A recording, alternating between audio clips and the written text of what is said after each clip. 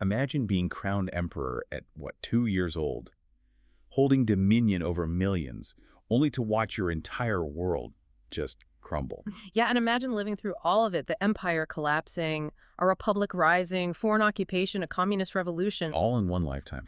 It's extraordinary. Mm. Today, we're taking a deep dive into that exact life, Puyi, the last emperor of China. And also the stunning film from 1987 that brought his story, or at least a version of it, to the screen, Bernardo Bertolucci's The Last Emperor. Right. So our mission today is to unpack the really complex history woven through Puyi's journey. And then look at how this, Best Picture winning film captured that journey. Yeah. Or sometimes, reimagined it. Exactly. So you'll walk away, hopefully, with a deeper grasp of a pivotal century in Chinese history, but also maybe a sharper eye for how these historical stories get told on film. What's really fascinating, I think, is how Puyi's own story, his personal life, it's like a mirror. A mirror. For the huge geopolitical shifts in 20th century China, the end of this ancient dynasty, the chaotic birth of the republic, the brutality of Japanese occupation, the communist transformation.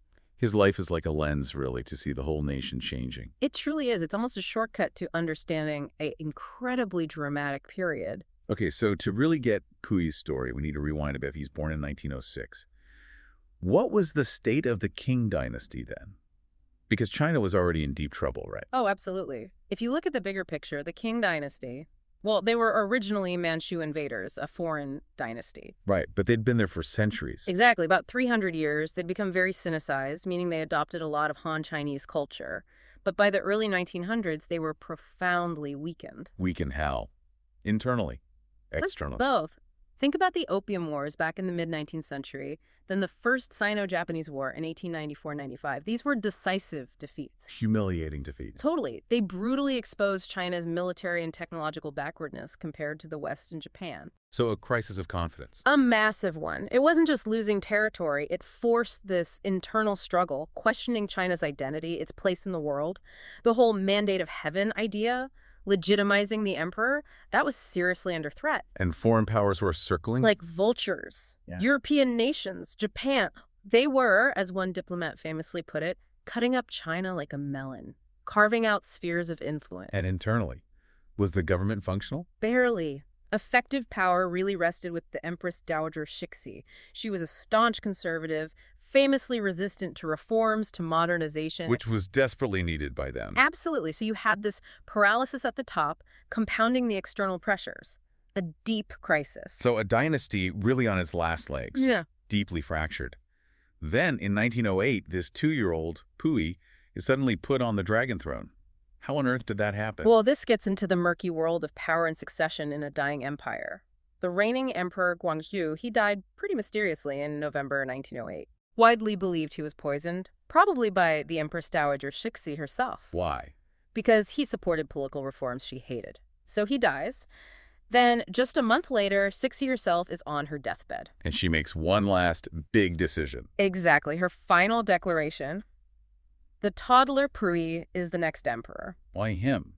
Just a toddler. It seems like a move to secure the Manchu clan's future, maybe keep power within a controllable faction, but fundamentally, it put an innocent child at the helm of this sinking ship. It just sets the stage, doesn't it? For a life where his power was never really his own. Right from the start. Always symbolic, always controlled by others. An infant emperor, a dying dynasty, a nation being carved up. It's an unbelievably dramatic start. Deeply tragic, too, when you think about it. So the Qing dynasty's time was clearly running out, child emperor or not. What was the final blow? What happened next that changed everything for China and for Puyi? Well, the breaking point came fast. 1911, the Zhenhai Revolution erupts. The end of imperial rule. Exactly. A nationalist uprising that overthrew over 2,000 years of emperors. This led directly to the founding of the Republic of China in 1912. And Puyi, he was just 6 years old. The imperial household saw the writing on the wall. They abdicated on his behalf, but they negotiated this really bizarre deal. Bizarre how? He was no longer emperor of China, but he got to keep his imperial title. He was allowed to live in the northern half of the Forbidden City. Seriously? Yeah. Still in the palace? Yes. With eunuchs, concubines, the whole imperial setup just within those walls, essentially living in this gilded cage, totally cut off from the new republic outside. The film shows that so well. Young Puyi, confined, but still treated like royalty. And then Reginald Johnston, his Western tutor, arrives. What was going on outside those walls around then, like the May 4th movement? The May 4th movement starting in 1919, that was absolutely critical, a real turning point for China's national consciousness. What sparked it? China had joined World War I on the Allied side. They did it with the promise that German territories in Shandong province would be returned to China after the war. Okay, makes sense. But then the Treaty of Versailles, it betrayed that promise, handed those territories over to Japan instead. Wow. That must have caused outrage. Massive outrage. It wasn't just a political snub. It shattered faith in Western democracies.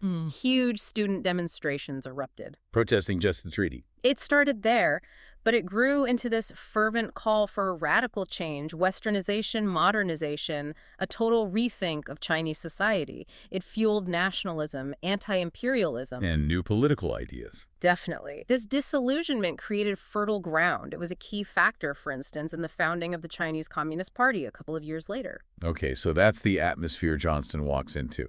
Intense nationalism, intellectual ferment, questioning everything. Precisely. And he arrives to tutor the former emperor right in the heart of the Forbidden City, bringing in Western ideas that clash completely with Puyi's isolated world. So this period, Western education, this growing desire maybe to leave the Forbidden City. But then it ends abruptly. He doesn't choose to leave. He's just expelled. Exactly. That's what happens in 1924. A powerful warlord. Basically a regional military boss acting independently. Because the Central Republic government was weak. Very weak. This warlord, Feng Yuxiang, takes control of Beijing and just kicks Puyi out of the Forbidden City. Just like that. Just like that. It wasn't just moving house, it was hugely symbolic. Showing everyone the last remnants of imperial power, even in its sacred home, were gone. And it showed who really held power. Right. It highlighted the fragility of the Republic, constantly challenged by these powerful warlords. Puyi's expulsion underscored his own powerlessness and the sheer instability of China then. The golden cage door opened, but onto a chaotic world he didn't understand. So Puyi's out, adrift. China's still in turmoil. Yeah. What happens to him next? Where does he fit into this ongoing national struggle? Well, his expulsion leaves him vulnerable, sort of rootless, and then Japan makes its move. In Manchuria. Yes. In 1931, Japan, already a major imperial power, seizes Manchuria, which was, remember, the ancestral homeland of Puyi's Manchu dynasty. Okay. And they see Puyi as useful. Exactly. They need a puppet ruler to give their conquest some legitimacy. So by 1934, they install Puyi as the emperor of their new puppet state, Manchukuo. So he's an emperor again. In name only. It was incredibly complex for him. On one hand, it gave him back some of that imperial status he craved. On the other, he was completely controlled by the Japanese, a figurehead. A tool for Japanese expansion. Absolutely. He traded one gilded cage for another, arguably a much more dangerous one. The film really digs into this Manchukuo period. His life there, his Empress Wanrong's tragic decline into opium addiction. It feels very oppressive. And then World War II ramps up in Asia. It ramps up dramatically. The Second Sino-Japanese War starts in 1937. That's really the beginning of World War II in East Asia, years before Pearl Harbor. And Japan was very successful initially. Devastatingly so. Chinese forces suffered enormous losses. Atrocities like the rape of Nanjing, just horrific brutality against civilians. It left scars that are still felt today. And Puyi is ruling Manchukuo through all this. Nominally, yes. Ruling his puppet state, likely increasingly disillusioned and trapped, right up until Japan's final defeat in 1945. His personal life, like with Wanrong in the film, seems to almost mirror the suffering of China itself. It's a powerful parallel, yes. The loss of control, the suffering. And the end of the war brings another huge shift for him. He gets captured by the Russians. Precisely. August 1945, the Soviet Union finally declares war on Japan, sweeps into Manchuria and Korea. Puyi tries to flee to Tokyo. But doesn't make it. No. He's captured by Soviet forces at an airport. Another massive turn. From puppet emperor to prisoner of war, held by a completely different foreign power. After the Russians capture him, he's eventually sent back to China. But it's a totally different China by then, isn't it? Completely different. The Chinese Civil War had ended in 1949. The Communists, under Mao Zedong, won, founding the People's Republic of China on the mainland. And the Nationalists. They fled to Taiwan under Chiang Kai-shek. So when Puyi's returned by the Soviets in 1950, he comes back to Mao's China. What'd they do with him? The ultimate symbol of the old regime. He was immediately sent to the Fushan War Criminals Management Center. A prison. More than just a prison. It was an intense ideological reformation camp.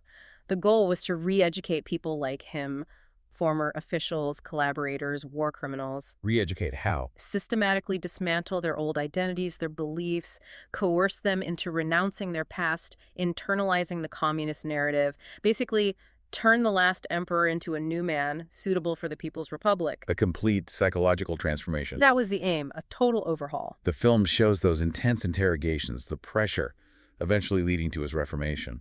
What happened after he got out?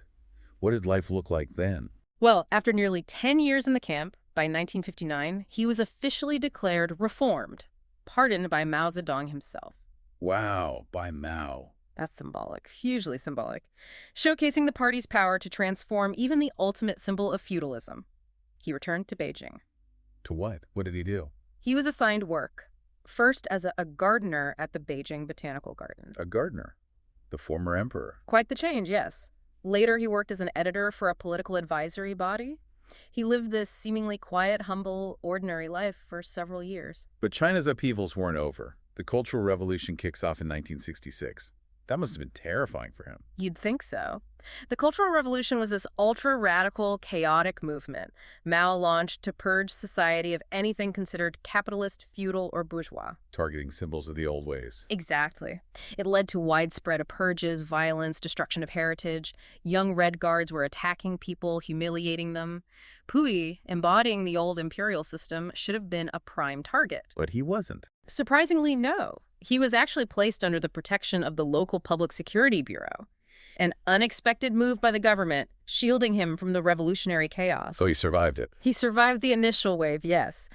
But he died of illness in 1967 before the Cultural Revolution officially ended with Mao's death in 1976. And after Mao. Moderates took over, China started opening up economically, and eventually, in a final ironic twist, Puyi's remains were moved to a proper tomb near other king emperors. Full circle, in a way. What an absolutely incredible life story. Just staggering. And then 1987, Bertolucci brings it to the screen, The Last Emperor. Huge success, sweeps the Oscars, 9 wins, including Best Picture, Best Director. Yeah. What made that film such a phenomenon? Well, I think a huge part of it was the sheer scale and the unprecedented access Bertolucci got. Access. It was the first Western film ever allowed by the People's Republic of China to actually film inside the Forbidden City in Beijing. Really? Inside the actual palace? Yes. That authenticity just leaps off the screen. Roger Ebert famously said you couldn't separate the story from the awesome presence of the Forbidden City. That plus the performances. John Lone as Puyi, Peter O'Toole as Johnston. Absolutely. Stunning cinematography, that incredible score that also won awards. It all came together to create this immersive, epic experience. It won Golden Globes, BAFTAs. It really captured the world's imagination with its visual grandeur and historical sweep. Okay, it's a historical drama, a Yeah. huge, complex one. There are always questions about accuracy, right? What did the film get right, and where did it, let's say, take liberties? Right, and this brings up that crucial point about adapting history for film. Filmmakers make choices. While the movie gets the broad strokes right, the major political events, the overall arc of Puyi's life historians point out some significant issues. Like A major one is how it portrays Puyi's character. The film really downplays, maybe even misrepresents, his cruelty. his cruelty. Yes, particularly when he was young and later in Manchukuo. His own autobiography mentions things like casually flogging eunuchs being part of his daily routine as a child. Wow, okay. The film doesn't show that. Not really, and there are accounts of quite sadistic abuse, even beating servants to death while he was the puppet emperor in Manchukuo. The film largely omits all that. So it makes him seem more sympathetic, passive. Exactly. More of a tragic figure caught in history's currents, which might make for a better movie hero, perhaps, but it softens the historical reality quite a bit. So most people watching probably get a slightly inaccurate picture of that aspect. So a more romanticized Puyi. What about his personal life? The relationships? Yeah, the film took big liberties there, too. It invented or really exaggerated romantic plots. Later. Well, Puyi himself wrote repeatedly that his marriages, his 5 consorts, were in name only, suggesting a pretty complex, maybe unfulfilling private life. The film shows him, romping with his wives. Right. And it depicts Empress Wanrong engaging in what's described as recreational lesbianism. There's absolutely no credible historical basis for that. It's pure speculation. Okay. Any other factual changes?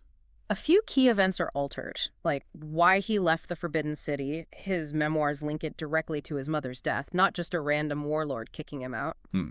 And the interrogations shown in the film set in the Fushan camp with Chinese interrogators. A lot of that dialogue is actually drawn from testimony Puyi gave years earlier at the Tokyo war crimes trials after the Soviets captured him. So they shifted the context. Why make these changes? For drama. Probably. To heighten emotional impact, streamline the narrative, make it more accessible, but they definitely reshape the specific historical details. Yet, despite these liberties, the film got full cooperation from the Chinese government. How did it manage that, especially dealing with such sensitive history, without becoming, as some critics worried, just propaganda? That's a really good question. The government did approve the script and then, amazingly, gave Bertolucci complete freedom during filming. Complete freedom, even in the Forbidden City. Apparently so.